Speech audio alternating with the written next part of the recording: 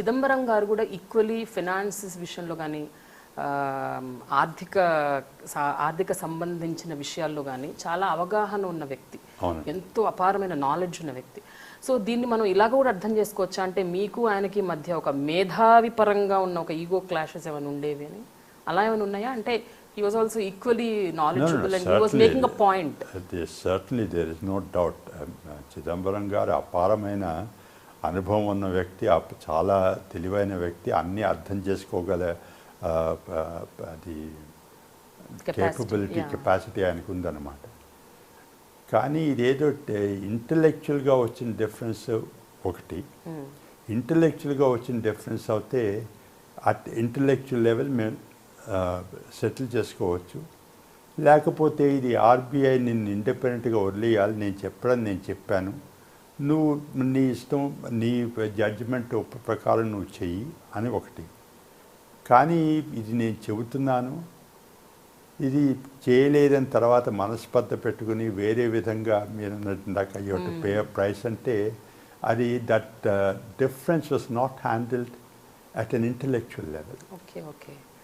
So but ఇది continue అవుతూనే ఉంది ఆ తర్వాత కూడా, ఎక్స్టెన్షన్ ఇచ్చిన తర్వాత ఆఫ్టర్ 1 వీక్ 10 days మీరు మెక్సికో వెళ్ళటం, అక్కడ ఇండియన్ అంబాసిడర్ ఇవన్నీ, అంటే అక్కడ కూడా ఈ was actually not so warm with you. అవునండి. దాన్ని అంటే దాన్ని కూడా మీరు మెన్షన్ చేశారు బుక్ లో that he has ignored me అని. So why did you feel so? మీకు ఎందుకు అలా అనిపించింది? నిజంగా ఇగ్నోర్ చేశారా లేకపోతే మీకు అనిపించింది? అంటే నాకు అనిపించిందనే నేను రాశాను, కానీ మీరు నన్ను ఇగ్నోర్ చేశారని వెళ్ళి ఆయన అడగలేను కదా, మిగిలిన వాళ్ళు కూడా అడగలేను ఆయన నన్ను ఇగ్నోర్ చేశారా అని చెప్పేసి. నాకు అనిపించిందని చెప్పి నేను రాశాను అనమాట. బట్ అసలు యాక్చువల్గా అక్కడ సిచ్యువేషన్ ఏంటండి? ఏం జరిగింది మీకు? అంటే మీరు అలా అనుకోవటానికి అక్కడ జరిగిన సిచ్యువేషన్ ఏంటంటే, మేము మెక్సికో వెళ్ళాం.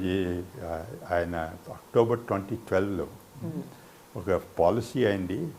ఆ పాలసీ ఆర్బీఐ ఇంటర్నల్గా డిఫరెన్సెస్ ఉన్నా సరే ఆర్బీఐ పాలసీ వచ్చాక సర్వసాధారణంగా జరిగేది ఏంటంటే, ఫైనాన్స్ మినిస్టర్ గారు ఒక స్టేట్మెంట్ ఇవ్వడం కానీ, లేకపోతే నార్త్ బ్లాక్ పైన మీడియా వాళ్ళు ఉంటే yes I endorse the RBI policy అనేది చెప్పడం జరుగుతూ ఉండడం ఆనవాయితీ. కానీ ఆ టైంలో అక్టోబర్ 2012లో ఆయన కొంచెం ఆయన చెప్పినట్టు జరగలేదని చెప్పేసి కొంచెం ఆ డిఫరెన్సెస్ చూపెట్టారనమాట. ఓపెన్గా చూపెట్టారు. That if the government has to walk alone we will walk alone అన్నారు. అంటే ఏమిటి, ఆ గ్రోత్ మాకు ముఖ్యం, ఆర్బీఐ గ్రోత్ సపోర్ట్ చేయకపోతే మేమే చేసుకుంటాము, ఆర్బీఐని ఏం చేయగలం అన్నట్టుగా అని మాట్లాడారనమాట. సో అది వేరే విషయం. కానీ నేను అన్నది ఏమిటంటే, అలా ఓపెన్గా చెప్పడం కూడా పబ్లిక్ స్పేస్ లో ఆర్బీఐ గవర్నర్ ని, ఆర్బీఐ ఇన్స్టిట్యూట్ ని అలా డిమీన్ చేయటం కరెక్ట్ కాదండి. డిమీన్ అనడం కాదు, కానీ అలా డిఫరెన్సెస్ చూపెట్టడం, ఆ లాంగ్వేజ్లో చూపెట్టడం ఇది వరకు ముందన్నట్టు జరగలేదన్నమాట. అది జరిగిన వారం రోజులకే మేము మెక్సికో వెళ్ళాము. మెక్సికోలో అంత ఆయన వేరుగా వెళ్ళాను, నేను బాంబే నుంచి మెక్సికో వెళ్ళాను, ఆయన ఢిల్లీ నుంచి మెక్సికో వచ్చారు. మెక్సికోలో మన భారతదేశ అంబాసిడర్ గారేమో మా అందరి డెలిగేషన్కి ఒక డిన్నర్ ఇచ్చారనమాట. అక్కడ లోకల్ బిజినెస్ మెన్, ఇండస్ట్రియలిస్ట్ని ఫైనాన్స్ మినిస్టర్ గారు కలుస్తారని చెప్పేసి ఒక డిన్నర్ ఇచ్చారు. నేను కొంచెం 5 నిమిషాల ముందు వెళ్ళాను, మేము అందరం ఉన్నాము. ఇంతట్లోకి ఫైనాన్స్ మినిస్టర్ గారు వచ్చారు.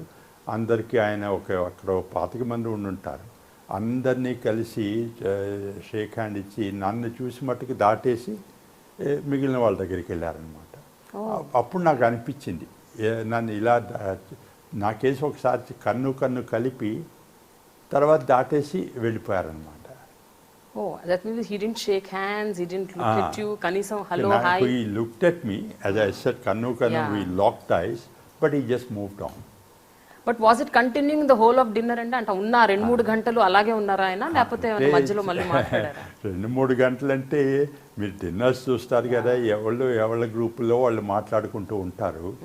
ఆయన వేరే గ్రూప్లో ఉన్నా, నేను వేరే గ్రూప్లో ఉన్నా. సో మేమిద్దరం ఒకే గ్రూప్లో ఉంటే మాట్లాడేవారా లేదా అన్నది హైపోథెటికల్ క్వశ్చన్. మీరు చెప్పిన పద్ధతి ఆ రోజు ఆ రోజు నిజంగా మీరు చిదంబరం గారికి గేవ్ ఇట్ బ్యాక్ అన్న ఒక ఒక ఒక ఆ రకంగా అయితే మెసేజ్ స్ప్రెడ్ అయింది దట్ నో అంటే టైం కోసం చిదంబరం వెయిట్ గారికి చేసి ఎప్పుడు ఇవ్వాలని అప్పుడు ఇచ్చారు. అలా కాదండి, అదే ఆ చిదంబరం గారికి మెసేజ్ ఇవ్వాలని కాదు, ఆర్బీఐ ఇండిపెండెన్స్ ఎందుకు ముఖ్యం అని ఎంఫసైజ్ చేయడానికి చెప్పానమాట. ఏంటంటే చిదంబరం గారు కూడా ఒకప్పుడు ఆర్బీఐ ఉండడం మన అదృష్టం అంటారు అన్నాను. ఎందుకు తెలిసినా తెలియకపోయినా ఆర్బీఐ ఉండడం మూలంగా దేశం స్టెబిలిటీ ఉంటుంది.